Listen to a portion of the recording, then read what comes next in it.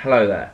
I'm aware you are struggling with applying some of the techniques we have discussed in our meetings and have produced some videos demonstrating how to put theory into practice as requested by you. These first videos will demonstrate two relaxation techniques that can be used for sport and exercise to control arousal and anxiety.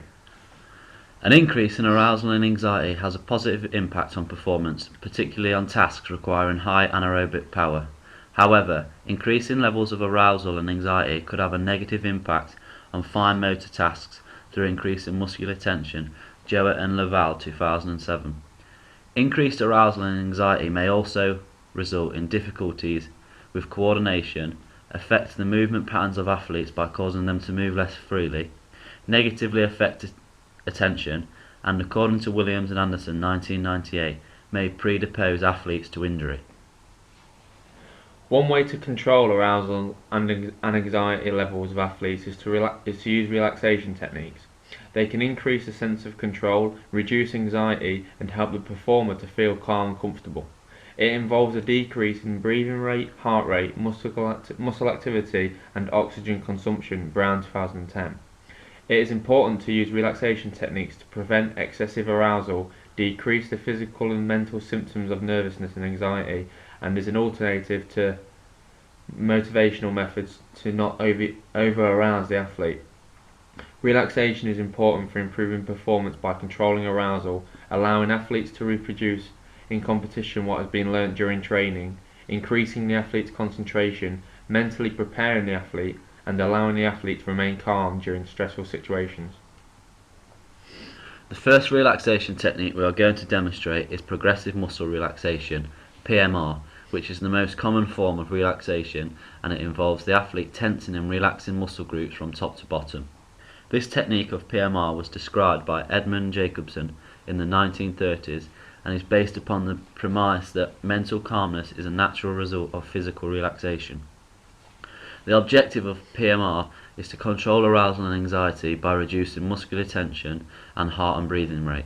It is termed progressive because it proceeds through all major muscle groups, relaxing them one at a time, and eventually leads to total muscle relaxation. PMR can be learnt nearly by anyone and requires only 10 to 20 minutes per day to practice. You can practice this technique seated or lying down and should try to practice with comfortable clothing on and in a quiet place free from all distractions. The best time to incorporate this technique is when feelings of arousal and anxiety are high. This may be the night before a competition, and depending on the sport may even be immediately before the event. For example, a snooker player may perform PMR immediately before an event and his performance will not be hindered by being under-aroused, whereas rugby players may be. Here is an example of a tennis player engaging in PMR the night before an event. Assume a comfortable position. You may lie down, loosen any tight clothing, close your eyes and be quiet. Assume a passive attitude. Focus on yourself and on achieving relaxation in specific body muscles. Tune out all other thoughts.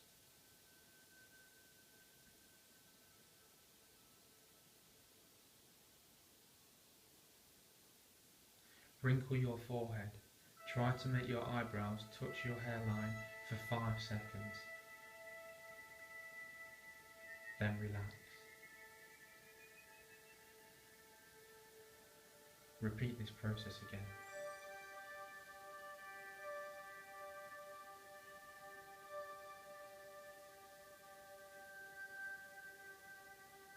Close your eyes as tightly as you can for 5 seconds. Then relax.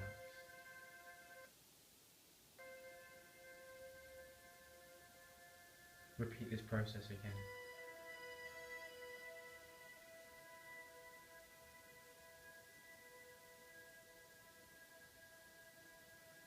Draw the centre of your mouth back and grimace for 5 seconds. Relax. Feel the warmth and calmness in your hands.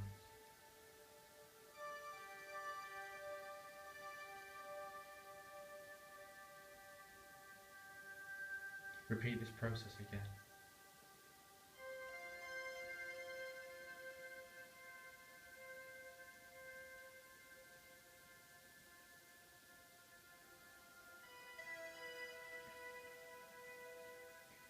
Extend your arms in front of you. Clench your fist tightly for 5 seconds. Then relax.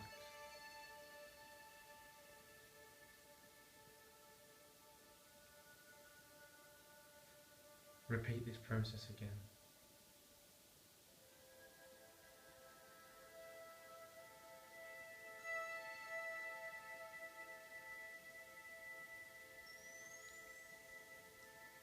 Extend your arms out against an invisible wall and push forwards with your hands for 5 seconds.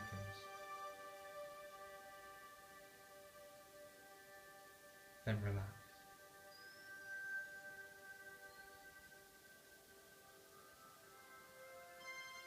Repeat this process again.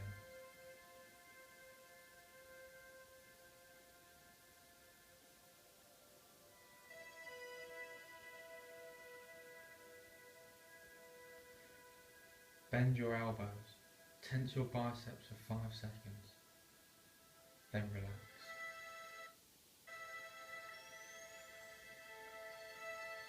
Feel the tension leave your arms. Repeat this process again.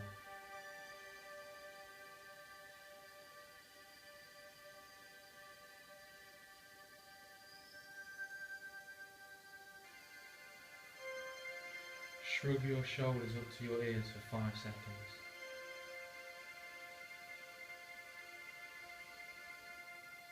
Then relax.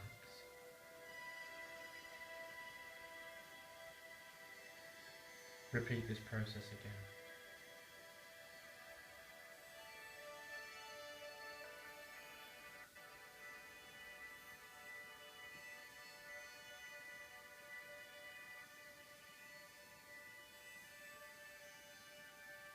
Arch your back off the floor for 5 seconds.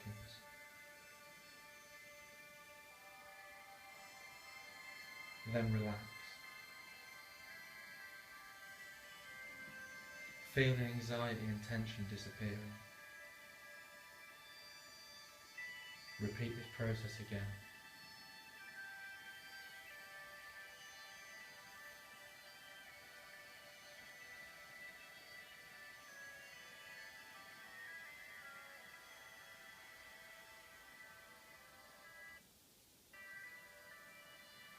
Tighten your stomach muscles for 5 seconds. Then relax.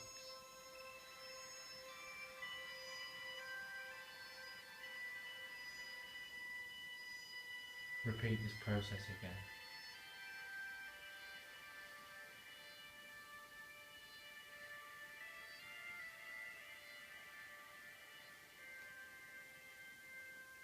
Tighten your hip and buttock muscles for 5 seconds.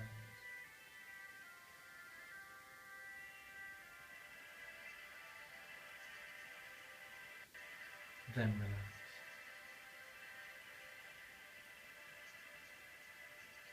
Repeat this process again.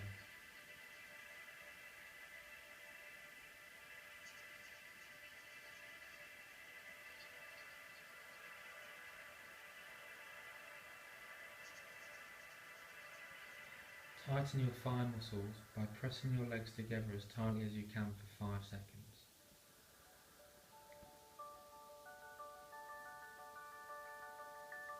Then relax.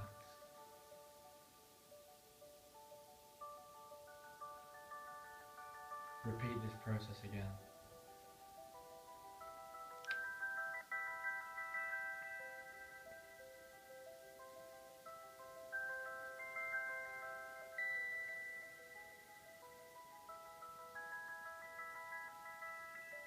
Bend your ankles towards your body as far as you can for 5 seconds. Then relax.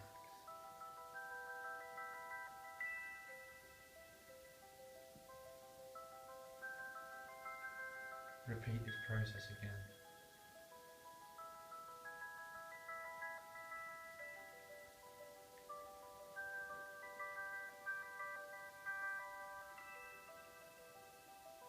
Curl your toes as tight as you can for 5 seconds. Then relax.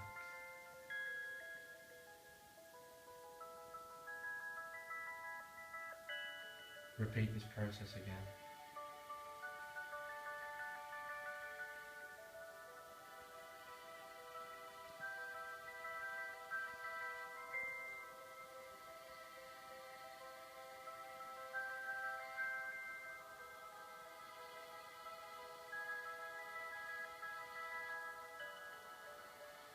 Focus on any muscles which may still feel tense. If any muscle remains tense, tighten and relax the specific muscles 3 or 4 times.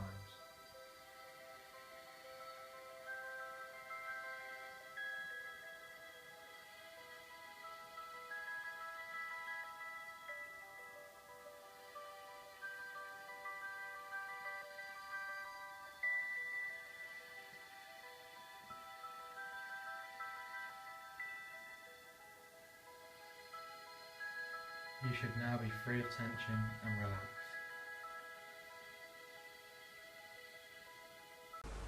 The second relaxation technique we are going to discuss is autogenic training.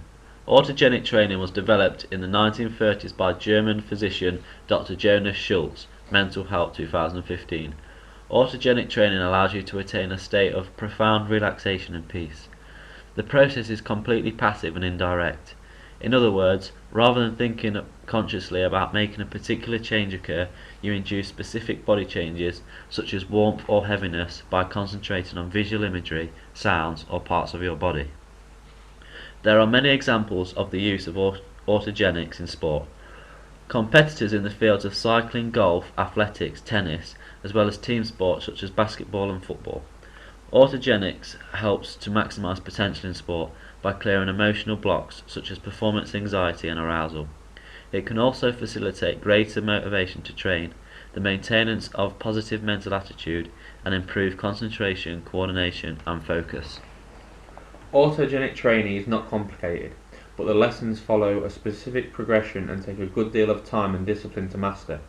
Success requires consistent and regular practice. There are 6 basic steps which are taught in series, 1 step per session.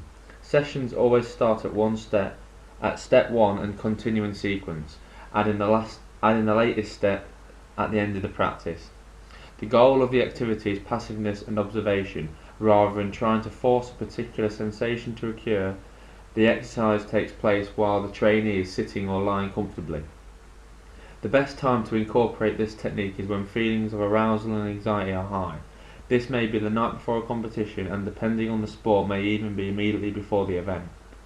Here is a demonstration of a clay pigeon shooter engaging in autogenic training immediately before an event, where arousal and anxiety levels need to be minimal to perform successfully.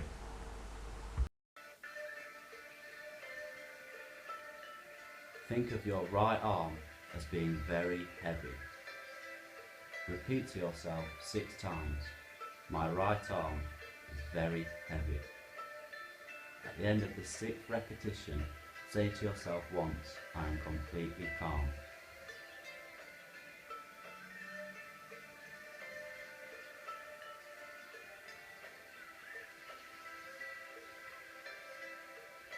Think of your left arm as being very heavy. Repeat to yourself 6 times, my left arm is very heavy. At the end of the 6th repetition, say to yourself once, I am completely calm.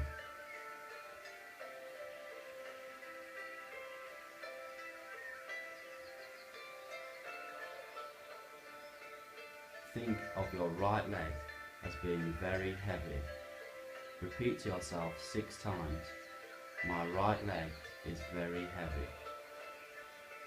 At the end of the 6th repetition, say to yourself once, I am completely calm.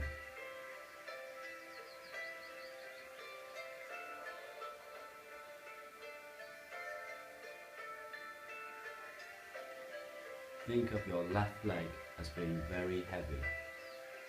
Repeat to yourself 6 times, my left leg is very heavy. At the end of the 6th repetition, say to yourself once, I am completely calm.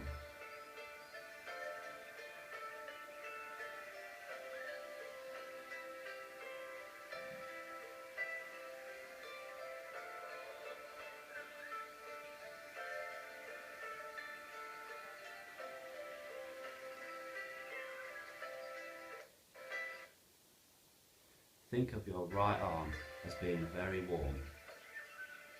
Say to yourself, my right arm is very warm, 6 times. Then say, I am completely calm, once.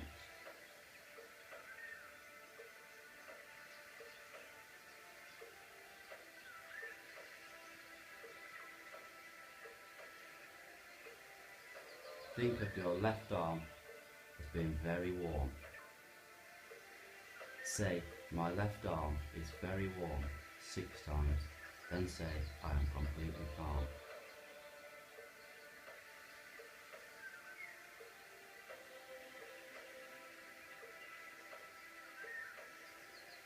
Think of your right leg as being very warm. Say to yourself, my right leg is very warm. Then say, I am completely calm.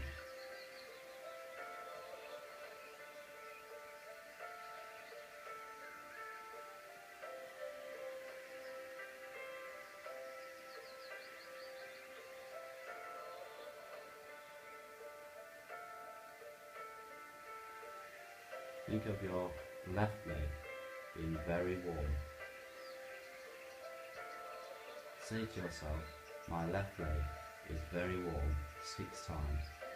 Then say, I am completely calm, once.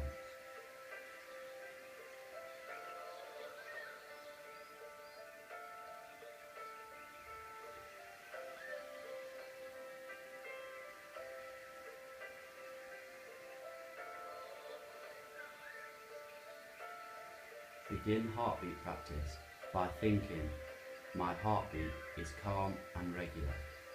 Repeat this 6 times, followed by, I am completely calm, once.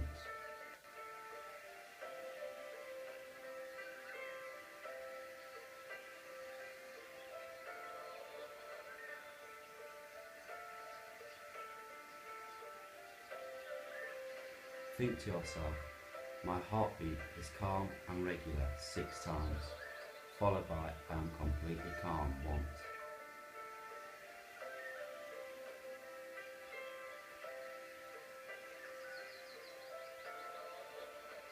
Begin breathing practice by repeating to yourself, my breathing is calm and regular.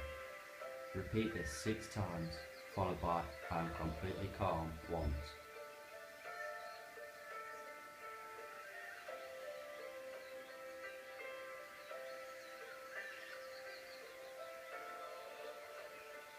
Repeat to yourself, my breathing is calm and regular. Repeat this 6 times, followed by, I am completely calm, once.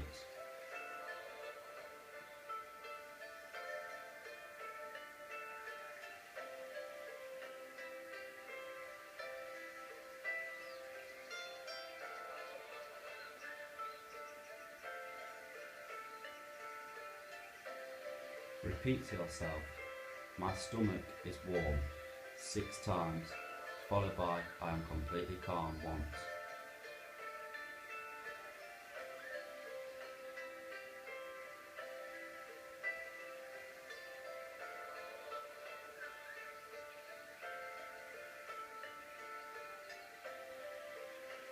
Repeat to yourself, my stomach is warm. Repeat this 6 times, followed by, I am completely calm, once.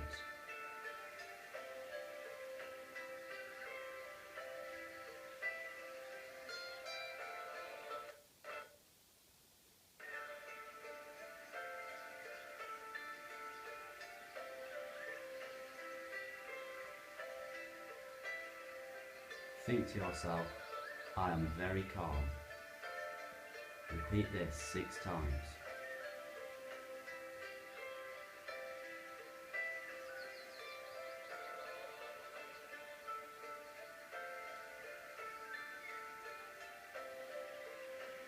Begin head practice by thinking, my forehead is cool, 6 times, followed by, I am very calm, once.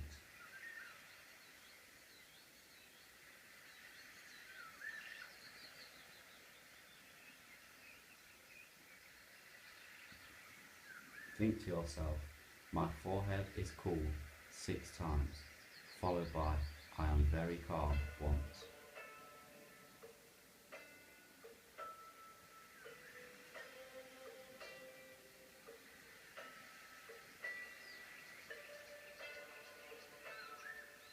Think to yourself, I am very calm. 6 times.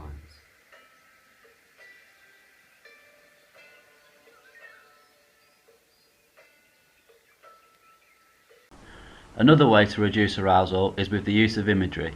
Imagery is one of the most common psychological skill techniques because it can be used to reduce arousal symptoms before, during and after competition. Gledhill 2007. The process by which imagery reduces arousal is a relatively simple one. If the athlete can use calming, tranquil and relaxing images, this will reduce the symptoms of arousal to a level that will not hinder performance. In a recent representation of imagery proposed by Munro, Gaibici, Hall and Weinberg 2000, a simply format categorised key aspects of how athletes incorporate imagery into their involvement in sport. They propose that by responding to the 4 W's, where, when, why and what, a broader understanding of sport imagery might be acquired. Where relates to the context of imagery use within training and performance activities. When refers to the timing of imagery use. This can be done inside or outside sporting practice and before, during or after. Why represents the functional aspects of imagery use, and what constitutes the most detailed part of the 4 W's and refers to what methods of imagery you are using. The benefits of using imagery include that it decreases arousal, enhances self-confidence and concentration, White and Hardy 1988. It is also beneficial for use as a coping strategy and reviewing past performance. As mentioned, imagery can be used prior, during or after competition. Here is a video of a golfer not using imagery during competition prior to a putt.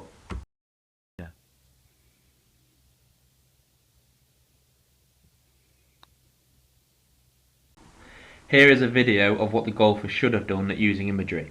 As you will be able to see, the golfer is using imagery of a professional golfer successfully putting from the same distance.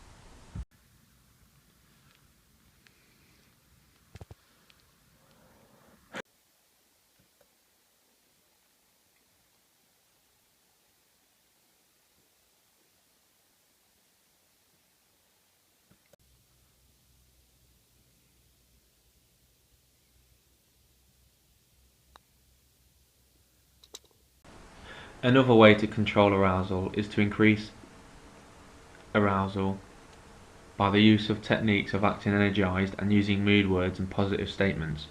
Acting energized is one technique which can increase arousal levels, and actions generally involve the combination of quick and forceful movements, positive thinking and strong emotional releases.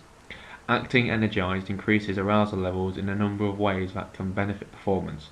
It can heighten concentration levels, reprioritize goal achievement, increase motivational levels, and make the athlete excited about competing again. Huber 2013.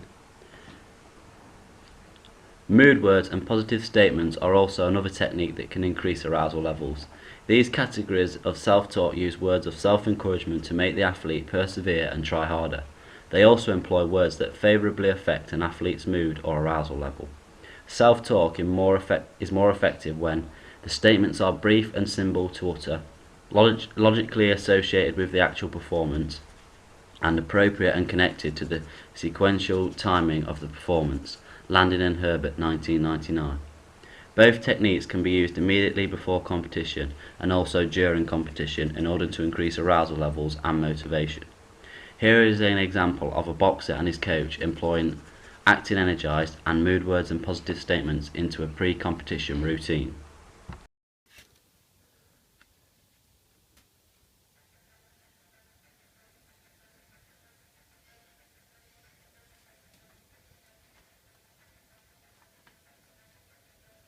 Great moments are born with great opportunity. And that's what you have here tonight. That's what you've earned here tonight. One fight. And if you fought him 10 times, he might win 9. But not this fight. Not tonight. Tonight, you fight with him. Tonight, you match him. And you shut him down. Because you can. Tonight, you are the greatest boxer in the world. You are born to be here. and you are meant to be here tonight. This is your time. His time is done. It's over. I'm sick and tired of hearing what a great boxer Rocky Balboa is. Screw him. This is your time. Now go out there and take it.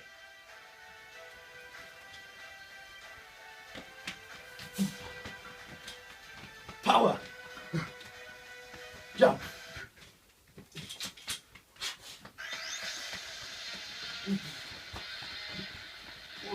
Knockout. Jump.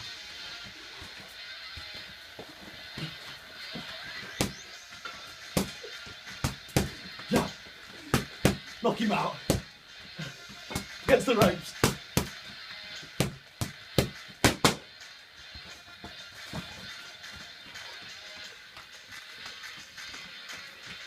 Concentration is the ability to maintain focus on relevant environmental cues.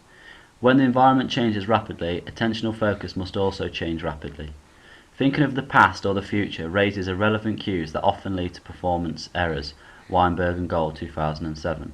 Generally, most people think you either concentrate or you do not. However, research has discovered that various types of attentional focus are appropriate for specific sports. Nidifer and Siegel, 2001, work on the role of attentional styles in sport is the most popular. Who view attentional focus along two dimensions: width, broad or narrow, and direction, external or internal. A broad attentional focus allows a person to distinguish multiple incidences simultaneously. This is particularly important in sports in which athletes have to be aware of and sensitive to a rapidly changing environment. For example, in a team sport such as American football, a quarterback requires a broad attentional focus in order to assess the defensive positioning and movements of the opposition and the running back's positioning and movements. In an individual sport such as boxing, a boxer requires a broad attentional focus to assess his opponent's punches as well as their footwork and mistakes to see when they are vulnerable for attack.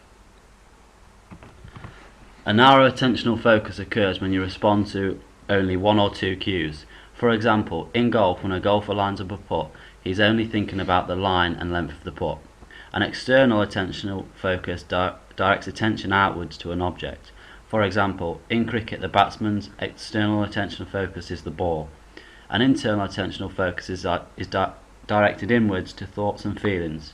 For example, a high jumper's internal attentional focus will be them envisioning their run-up and the jump.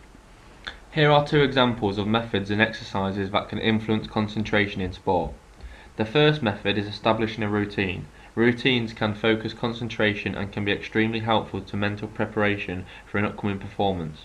Routines increase the likelihood that performers will not be distracted internally or externally before and during performance, and often allow the performance to stay automatic without the interference of conscious awareness. Weinberg and Gold, 2007. Golfers tend to have a pre-shot routine which helps to concentrate during moments where arousal may be high and attentional focus may be distracted. Here is an example of a pre-golf putt routine.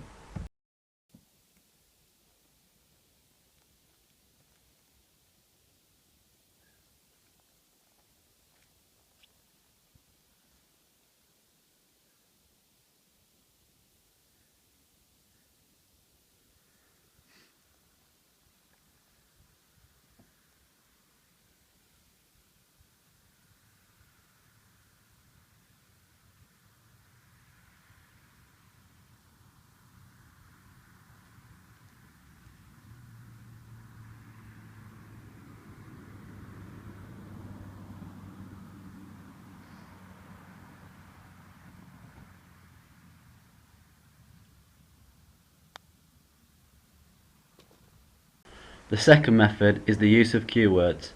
Cue words can be used to trigger a particular response and are a form of self-talk.